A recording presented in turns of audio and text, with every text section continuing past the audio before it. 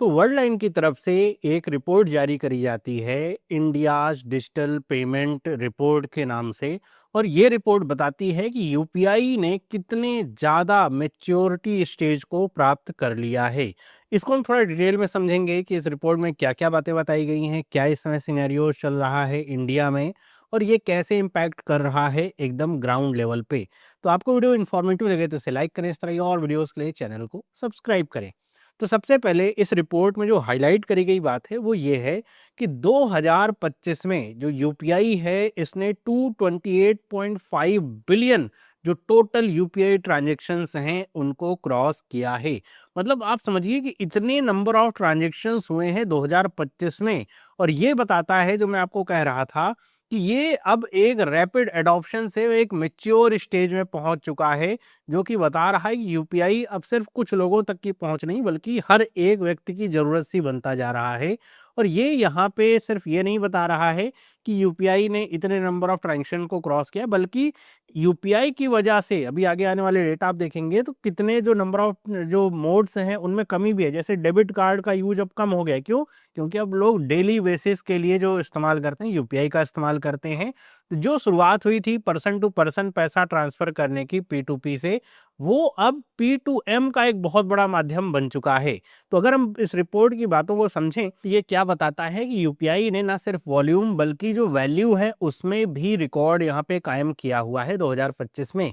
अगर आप देखेंगे तो ये बता रहा है कि यूपीआई ने टोटल 228.5 बिलियन जो ट्रांजेक्शन है उनको प्रोसेस किया है। और अगर आप इसकी वैल्यू देखेंगे तो 229.74 ट्रिलियन रुपीज आया है। मतलब ये समझिए कि अगर आपने एक ट्रांजेक्शन अगर किसी को किया 10 रुपए का, दूसरा ट्रांजेक्शन किया किसी दूसरे को या उसी को 20 रुपए का, और तीसरा ट्रांजेक्शन किया आपने 30 रुपए का, ऐसे समझिए।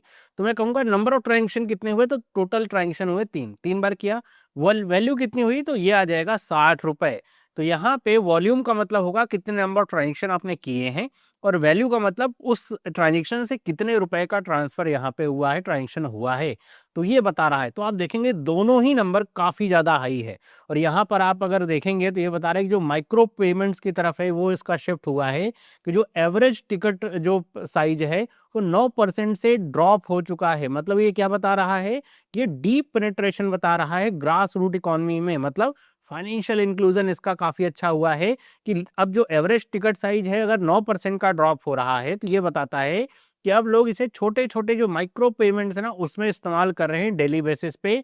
और अगर हम बात करें P2M मतलब पर्सन टू मर्चेंट जो ट्रांसफर होता है, उसमें भी ड्रॉप देखने को मिला है। अगर आप नंबर में देखेंगे तो बता रहे हैं कि 34% ये बढ़ा हुआ है, 143.82 बिलियन पहुंच चुका है।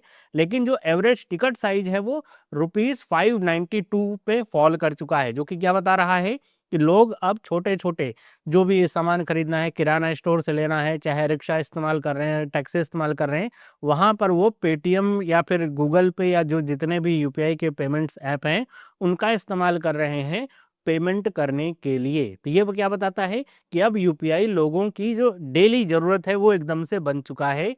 अब लोग कैश की जगह पे या डेबिट कार्ड या क्रेडिट कार्ड की जगह पे वो यूपीआई का इस्तेमाल करना ज़्यादा सुरक्षित महसूस करें और ज़्यादा आसान वो पा रहे हैं अपने डेली परचेजेस के लिए। वहीं पर अगर हम बात करें यहाँ पे यूपीआई के बढ़ते हुए कदम से, तो यहाँ पे एक चीज़ और आती है कि जो एक्टिव यूपीआई क्यूआर कोड है, जैसे आप दुकानों पे जाते हैं क्यूआर कोड लगा रहता है, उसमें 15% की ईयर ऑन ईयर ग्रोथ देखने को मिली है।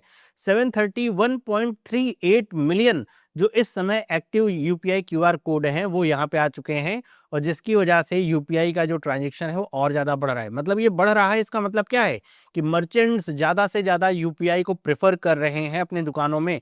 क्योंकि लोग आते हैं, अगर आप पूछ रहे आपसे, उन्होंने सामान लिया, आपसे पूछा यूपीआई नहीं, आपने कह दिया नहीं है, कैश इस्तेमाल कर सकते हैं, तो वो लोग अब उतना प्रेफर नहीं करते हैं। तो इसलिए मर्चेंट्स भी ज़्यादा से ज़्यादा ऑन बोर्ड कर रहे हैं अपने आप को। और यहीं पे जो पीओएस टर्मिनल है उसमें भी ग्रोथ देखने को मिले। पीओएस की मशीन आपने देखी होगी, आप दुकानों पे जाते होंगे, डेबिट कार्ड क्रेडिट कार्ड से पेमेंट करते होंगे, तो ऐसे देखने को मिलती है। तो ये बता रहा है कि उसकी वजह से, यूपीआई की वजह से इसका जो डिमांड है कम नहीं हो, बल्कि 15% का ईयर ऑन ईयर ग्रोथ देखने को मिला है। और यहाँ पे एक बात और समझिए कि अब जो पीओएस मशीन आ रही हैं वो सिर्फ कार्ड वाली नहीं होती हैं, बल्कि वो यूपीआई इनेबल्ड भी होती हैं। मतलब उसी पीओएस मशीन पे आप जब कहेंगे यूपीआई से पेमेंट करना है, तो जितने भी इसमें पेमेंट गेटवे हैं सब यूपीआई जो है वो प्रोवाइड करवाते हैं। क्यूआर कोड आपको पीओएस मशीन पे मिलेगा, आप स्कैन करके पे कर सकते हैं। तो यहाँ पर मैं कहूँगा कि यहाँ पे पीओएस मशीन के लिए ऐसा नहीं है कि उसने कुछ अलग किया है, बल्कि इसने यूपीआई को ही यहाँ पे कह सकते हैं इंटीग्रेट किया, जिसकी वजह से इसका भी जो इस्तेमाल है वो काफ़ी ज़्यादा बढ़ा हुआ है। और ये रिपोर्ट ये बताती है कि जो टियर 3 से टियर 6 का जो पेनिट्रेशन है वो देखने को मिल रहा है। मतलब ऐसा नहीं केवल एक बड़े शहर या जो शहरी इलाका है केवल वहीं पे यूपीआई का इस्तेमाल हो रहा है, बल्कि गाँव में, रिमोट विलेजेस में भी जहाँ पर भी इंटरनेट है वहाँ पर लोग यूपीआई का इस्तेमाल कर रहे हैं।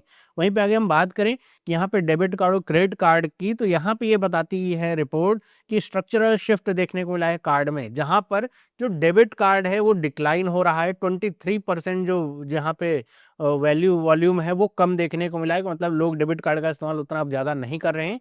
वहीं पे क्रेडिट कार्ड की बात करें तो इसका जो वॉल्यूम है 27% बढ़ा हुआ मिला है।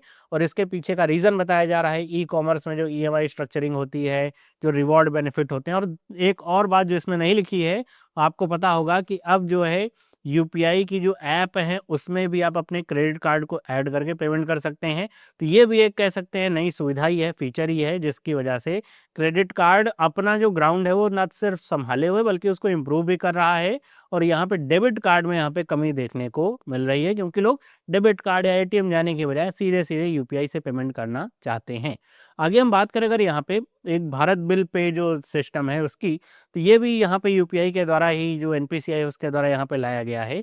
इसमें भी बताया गया है कि लगभग 40% जो वॉल्यूम है वो यहाँ पे बढ़ा है और 93% जो वैल्यू है वो इंक्रीज देखने को मिली है। भारत बिल पेमेंट सिस्टम में होता क्या है कि मतलब एक आपको यहाँ पे एक जगह पे ही आप अपने सारे तरह के जो बिल हैं, पेमेंट्स हैं, वो सारी की सारी कर सकते हैं। ऑटो पे भी लगा सकते हैं कि आपको हर महीने जाके पे नहीं करना है, जैसे ही बिल जो है प्रेजेंट किया जाएगा वो आपके अकाउंट से कट जाएगा। तो यहाँ पर भी देखने को मिल रहा है कि जो भारत बिल पेमेंट सिस्टम है उसका भी अडॉप्शन काफ़ी अच्छा है। आप देखेंगे तो यहाँ पे लगभग आपको जो है 2 टाइम्स ऐसा देखने को मिलेगा, 100% की ग्रोथ आपको देखने को मिल रही है वैल्यू में।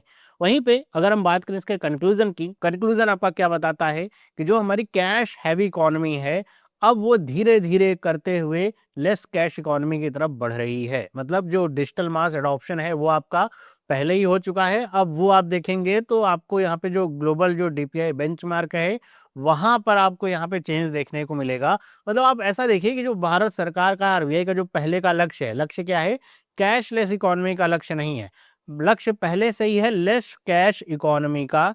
तो उसकी तरफ अब इंडिया बढ़ रहा है। अब आप अगर जो नए बच्चे उनमें आप देखेंगे कौन कैश लेकर के चलता है, इमरजेंसी के लिए जरूर लेकर के चलते हैं, लेकिन ऐसा नहीं कि कैश पे डिपेंडेंट हैं।